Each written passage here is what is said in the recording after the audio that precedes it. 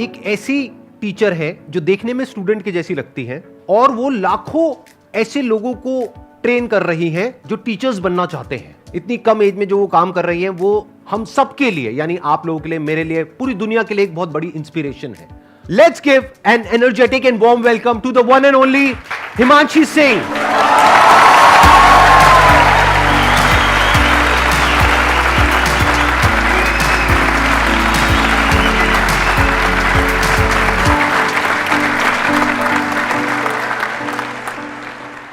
आपने 6 साल पहले अपना YouTube चैनल शुरू किया था लेट्स लर्न के नाम से। इनफैक्ट ये नाम ही कितना कमाल का है, यानी ये सिर्फ सिखा नहीं रही हैं, सीख भी रही हैं। इनके लाखों सब्सक्राइबर्स हैं और करोड़ों व्यूज हैं इनके चैनल पे, यानी कि लाखों लोग इनको देख करके टीचर्स बन गए हैं।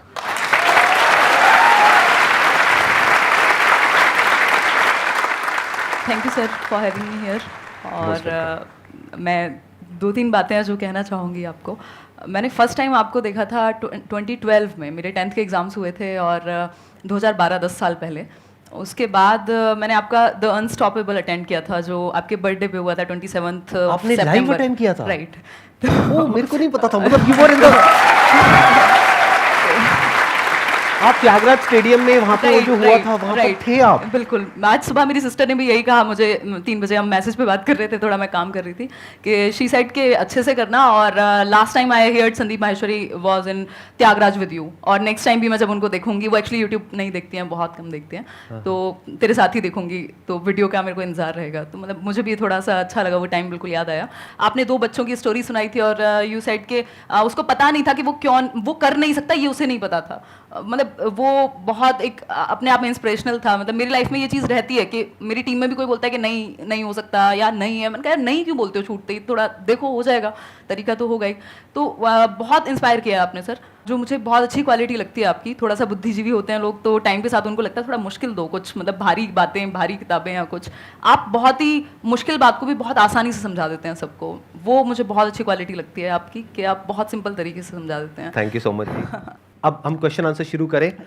मैम मेरा क्वेश्चन, पहले मैं बेस बताती हूँ कि मैं ऐसा क्यों पूछ रही हूँ, because I am also budding educational YouTuber like you are an inspiration to me. And मैं कल आप ही की वीडियो देख के आई हूँ जो अमन धतरवाल सर ने आपका इंटरव्यू लिया था, एंड मतलब okay, I am excited. So the question is कि every YouTuber starts as a one man army, single handedly हम सब कुछ करते हैं, बट एक पॉइंट आता है जब you have to build a team, तो मुझे वो प्रोसेस समझना है that how does it happen, क्योंकि एकदम से आप पूरा एक लार्ज स्केल प्रोडक्शन, एक टीम नहीं ले सकते। सो वो स्टेप बाय स्टेप कैसे किया जाए फॉर एवरी बडिंग यूट्यूबर या जो भी स्टार्ट करना चाह रहे हैं उनके लिए कोई गाइडेंस? बेसिकली इसके ना 2 तरीके हैं, या तो आप खुद से टीम बिल्ड करें, एक बड़ी सी टीम जो आप कह रहे हैं, या फिर आप किसी के साथ कोलैबोरेट कर लें एक लेवल के बाद। क्योंकि अगर आप टीचर हैं तो वो थोड़ा सा एक टाइम पे वो फ्रिक्शन क्रिएट होगा, लोग आएंगे, वो फिर उनको ऑफर देंगे जिनको आप सिखा रहे हैं या जिनके साथ आप जुड़े हुए हैं, एक टाइम पे वो टूट के चले जाएंगे कहीं और, तो वो सब होता है, वो बहुत बड़ी अपने आप में एक पॉलिटिक्स जैसा ही है। तो अगर आपकी पर्सनैलिटी वैसी नहीं है, मतलब मैं पर्सनली मानती हूँ मेरी वैसी नहीं है, तो उस केस में आप कोलैबोरेट कर सकते हो। बाकी इंडिविजुअली बहुत कुछ किया जा सकता है। मुझे याद है 1.5 मिलियन तक भी मैं इवन टाइप भी खुद कर रही थी क्वेश्चंस, जबकि उस टाइम पे वीडियोस की भी ज़्यादा नंबर ऑफ वीडियोस बनते थे, तो अकेले भी बहुत कुछ किया जा सकता है। बट हाँ, एक टाइम के बाद आपको टीम बिल्ड करनी ही पड़ेगी। अभी भी ज़्यादा बड़ी टीम मेरी पर्सनल लेवल पे नहीं है, क्योंकि मैं शेयर होल्डर हूँ एक कंपनी में, तो वो या तो डेलीगेट होती हैं चीज़ें या फिर मैं खुद कर लेती हूँ। और इसका फ़ायदा है क्योंकि मैंने एक चीज़ खुद से स्क्रैच से की है, तो अभी भी जैसे मेरी टीम में भी कोई नया इंसान आया, वो कहेगा दीदी ये नहीं होगा, ऐसे नहीं होगा। मैंने कहा यार कैसे नहीं होगा, मतलब करके देखो ना, मुझे पता है कि कैसे चीज़ें बिल्ड हुई हैं। इन्होंने एक बहुत अच्छी बात कही है कि क्या होता है कि जब आप खुद एक काम को कर लेते हैं ना, जैसे इन्होंने 1.5 मिलियन तक खुद सब कुछ किया, तो अब अगर ये आगे टीम बिल्ड करेंगी तो उनसे अच्छे से काम करवा सकती है। और जब वो काम एक लेवल पे आ जाए जब आप उसको खुद नहीं संभाल पा रहे हैं, तब आप टीम को इन्वॉल्व कर सकते हैं और उनके लिए भी एक विन विन सिचुएशन क्रिएट कर सकते हैं, ताकि वो रिटेन भी हो, नहीं तो वो छोड़ करके चले जाएंगे। और प्लस आपको खुद को आता होगा तो उनको ये भी लगेगा कि उनको आपसे भी कुछ सीखने को मिल रहा है। जैसे आई एम श्योर इनके साथ में जो भी टीम मेंबर्स जुड़े होंगे उनको ये फीलिंग आती होगी कि हमको कितना कुछ सीखने को मिल रहा है यहाँ पे रोज, इनसे कुछ नया नया। तो ये एक बहुत बड़ी मोटिवेशन होती है। सिर्फ पैसे से आप किसी को नहीं रोक सकते हैं, उसकी ग्रोथ भी होनी चाहिए। वो ग्रोथ तब हो पाएगी जब आपकी खुद की ग्रोथ एक लेवल पे हो चुकी होगी।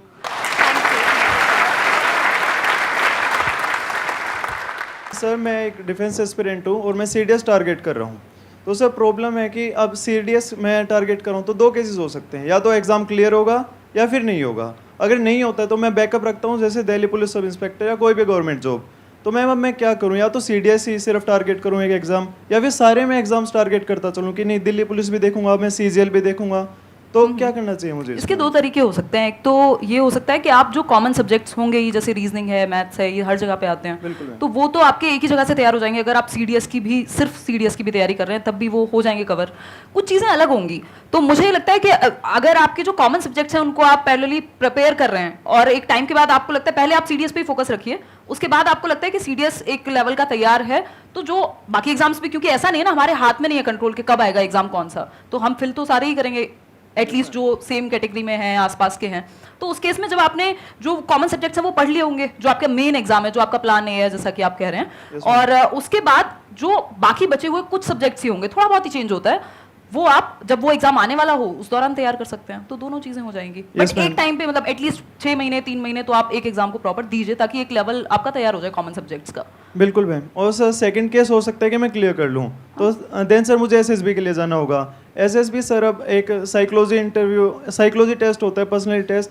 तो सर अब मैं अपनी पर्सनैलिटी एक ऑफिसर जैसे कैसे बना सकता हूँ? मैं कैसे अपना जो सोचने का तरीका है एक ऑफिसर जैसा कर सकता हूँ? आपको क्या करना है, ऐसे लोग जो वो बन चुके हैं, जो आप बनना चाहते हैं, जिस भी फील्ड में हैं, उनके आपको इंटरव्यूज मिलेंगे ऑनलाइन। आप उनके इंटरव्यूज देखते चले जाइए। उसमें से भी कुछ ऐसे लोग होंगे जिनके जैसा आप बनना चाहते हैं, यानी कि वो आपका आइडल है। बिल्कुल तो सर। उनके इंटरव्यूज आप बार बार देखिए, 2 बार देखिए, 5 बार देखिए, 10 बार देखिए, 20 बार देखिए। तो क्या होगा, धीरे धीरे आपके बिहेवियर में वो चीज उतरने लग जाएगी और आप उन्हीं की तरह बिहेव करने लग जाएंगे। बिल्कुल sir. Okay, thank you sir. Most welcome. Sandeep sir, I would really like to say one thing. Thank you to you and your team members. हर किसी के लाइफ में अलग हार्डशिप्स रहते हैं, इमोशनल ट्रोल हो जाता है, मतलब लगता है कि यार सामने वाले को आप कितना समझाओ नहीं समझ रहा है, तो फिर खुद के अंदर लगता है कि कहीं हम ही तो गलत नहीं है। आपकी क्या, मेरी भी बहुत ट्रोलिंग होती है।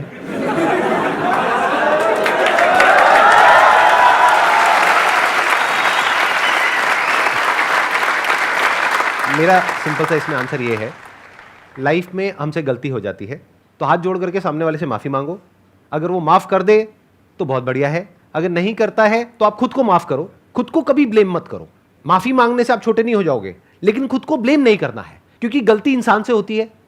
हो गई आपसे गलती, यानी आपने कुछ करने की कोशिश करी और लोग आपको उल्टा बोल रहे हैं, तो आपको क्या करना है, ऐसे में आप कुछ मत बोलो किसी को भी, अपने काम को बोलने दो। अगर आपकी नीयत साफ है और आप अपने काम पे फोकस करते हो, और एक दिन ऐसा आता है जब आपका काम बोलने लग जाता है, तो अपने आप ही वो लोग जो आपको उल्टा बोल रहे हैं वो बोलना बंद कर देंगे। वो कब तक बोलेंगे? कभी तो सच सामने आएगा ना। एकदम। Thank you sir, thank you ma'am, thank you.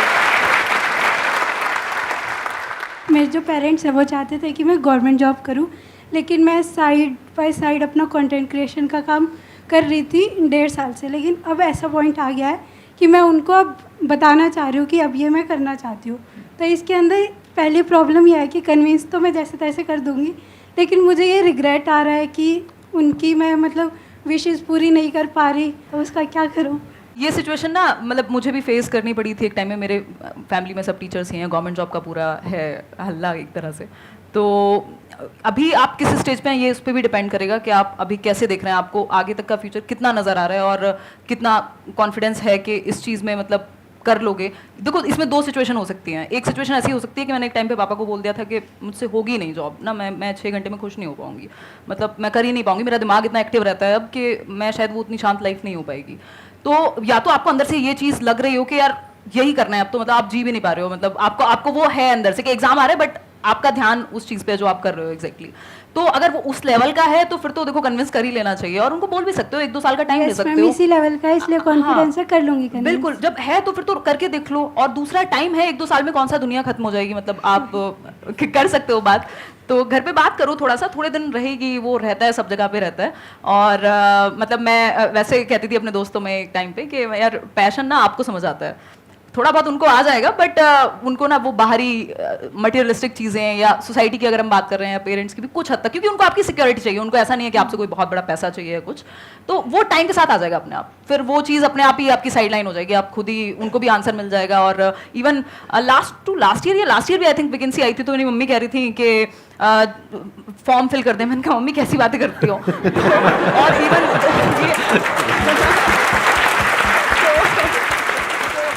और मैं आपको एक चीज और बता देता हूँ जो आप में से बहुत सारे लोगों को पता नहीं होगी, लेकिन मेरे को पता है। यहाँ पर कोई गेस्ट आते हैं तो मैं पूरी रिसर्च करता हूँ उनके ऊपर। तो मैंने आपका एक दूसरा चैनल भी देखा है, एक तो आपका लेट्स लर्न वाला है, एक आपका व्लॉग्स वाला चैनल है। तो मैंने व्लॉग्स वाले चैनल में देखा अभी रिसेंटली आपने ऑडी परचेज करी है, if I am not wrong, उसके बाद भी आप समझ पा रहे हैं ना? हाँ, तो इसलिए थोड़ा रिलैक्स रहिए, घर वालों को धीरे धीरे समझ आएगा। जब आपके पास 2-4 प्राइवेट जेट आ जाएंगे तब हो सकता है वो आपको भूलना बंद कर देंगे। तब तक सुनते रहिए, आराम से सुनते रहिए। साइड में आप तो है मोटिवेट करने को, जब साइड में मैं तो हुई, मैं तो साइड में ही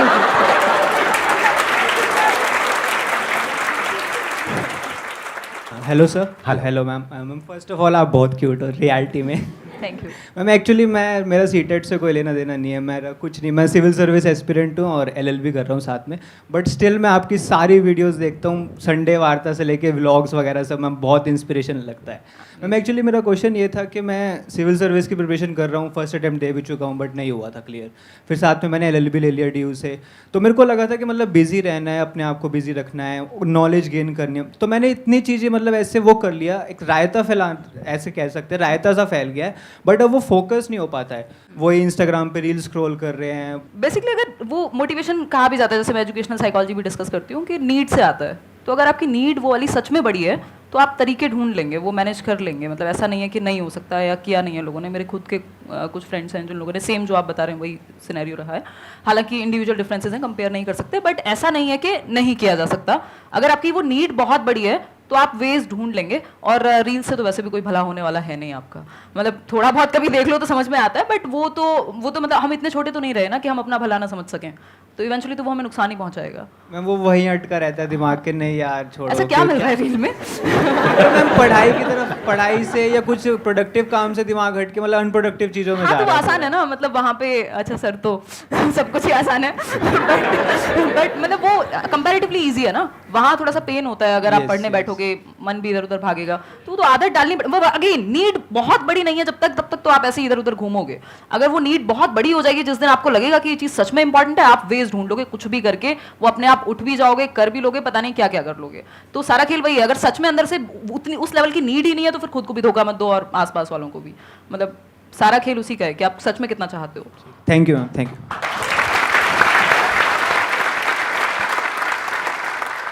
मेरे साथ ये हैबिट है एक तरफ से कि मैं अगर कोई पर्टिकुलर डेस्टिनेशन पे हूँ, कोई जॉब अगर मैं कर रही हूँ, कोई मैं डेजिग्नेशन कर रही हूँ अभी, तो मैं उसको ना ज़्यादा देर तक मैं कैरी नहीं कर पाती, मेरा इंटरेस्ट ख़त्म हो जाता है बहुत ही ज़्यादा जल्दी।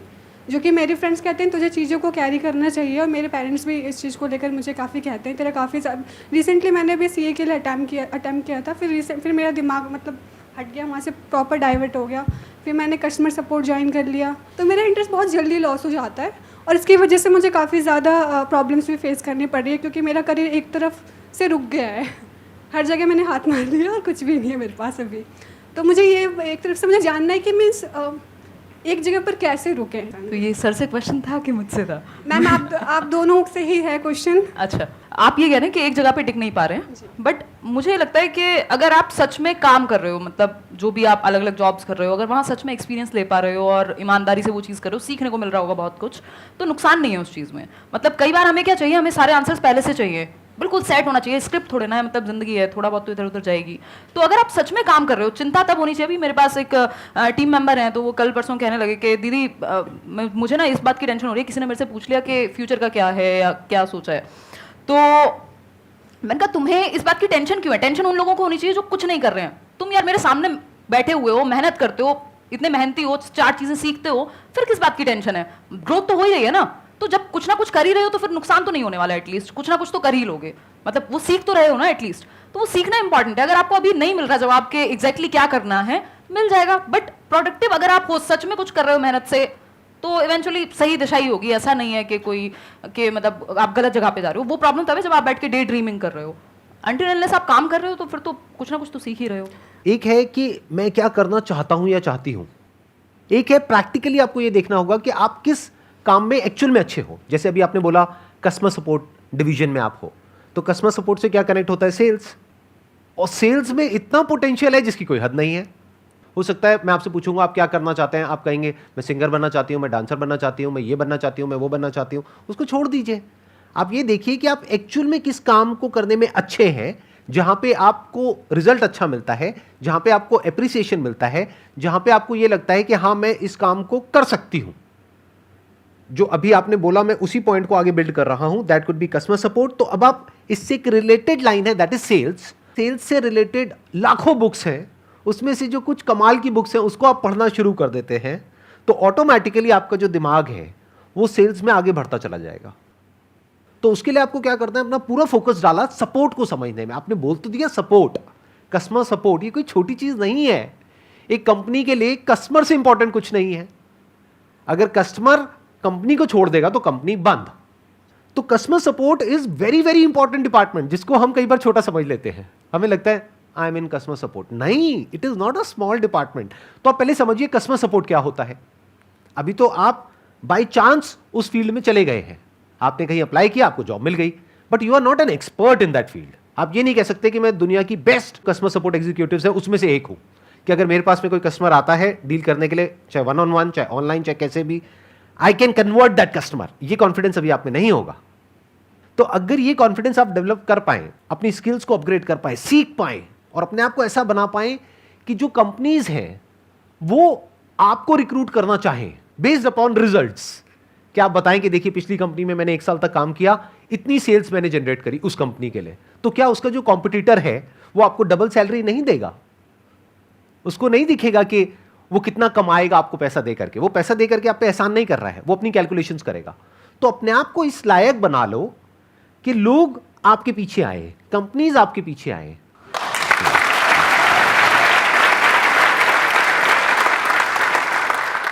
Ma'am, as you said that you used to live near a village type area and you started at a very young age. Right. So I want you to share the both supportive and unsupportive sides of the society. जो आपका ये question है कि supportive और unsupportive, जैसे ही हम जो traditional ways नहीं हैं, जो थोड़ा सा हटके हैं, आउट ऑफ द बॉक्स चीज़ें हैं या अभी उतना कॉमन नहीं है, उन चीज़ों में जाते हैं तो कई बार लोगों को समझ ही नहीं आता। इवन मैं अभी कुछ टाइम पहले अपनी नानी से मिलने गई थी, तो वो 90+ ईयर्स की हैं, तो मुझे पता नहीं कितना टाइम लगा उनको समझाने में कि मैं क्या करती हूँ, और उनको कितना ही समझ आया होगा अभी भी मुझे पता नहीं है।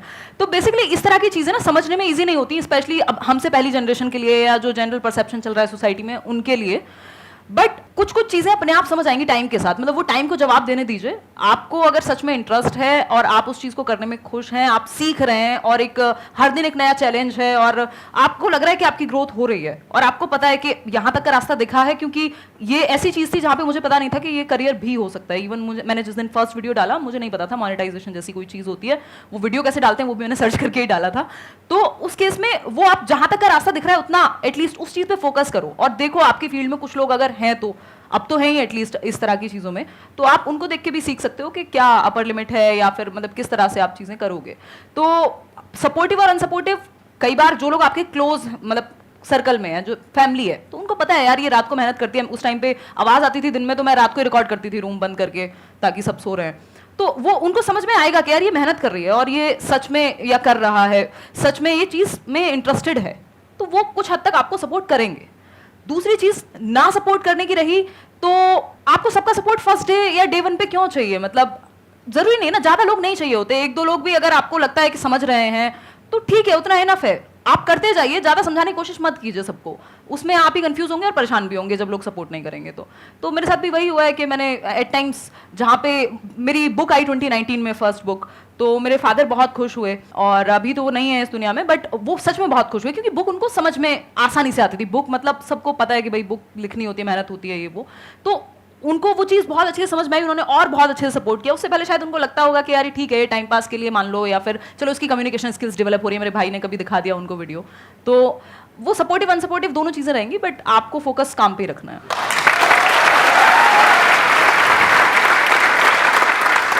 मेरे अंदर से सही में एक क्वेश्चन आ रहा है आपके लिए, मैं पूछ सकता हूँ बिल्कुल आपसे सर, बिल्कुल। कि इतनी कम एज में इतनी मेच्योरिटी आई कहाँ से आपके अंदर?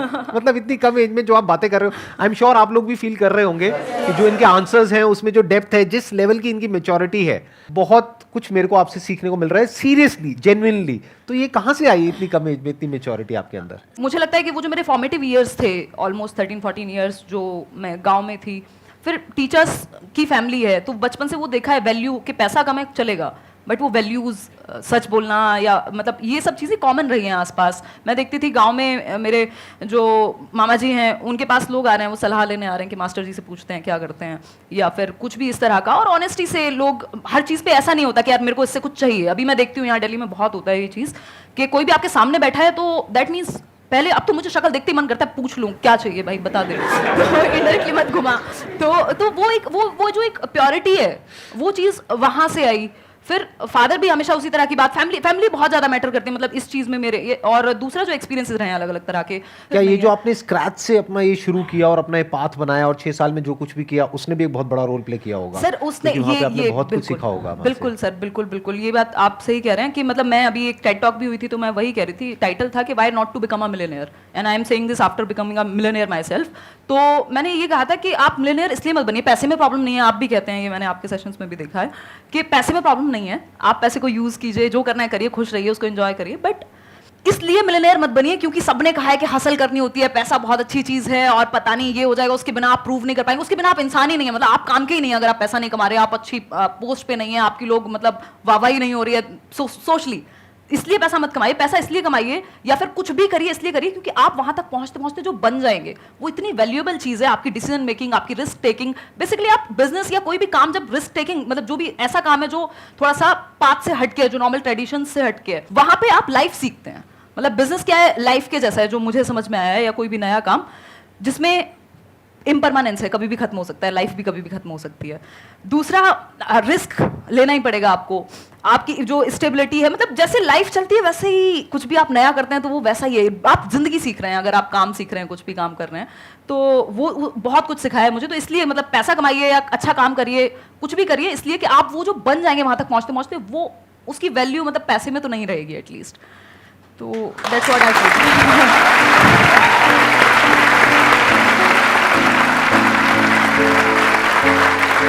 एक टोकन ऑफ एप्रिसिएशन है, आप इतनी दूर से आए हमारे लिए टाइम निकाल करके, this is a thank you for you thank you, from our entire family and our entire team.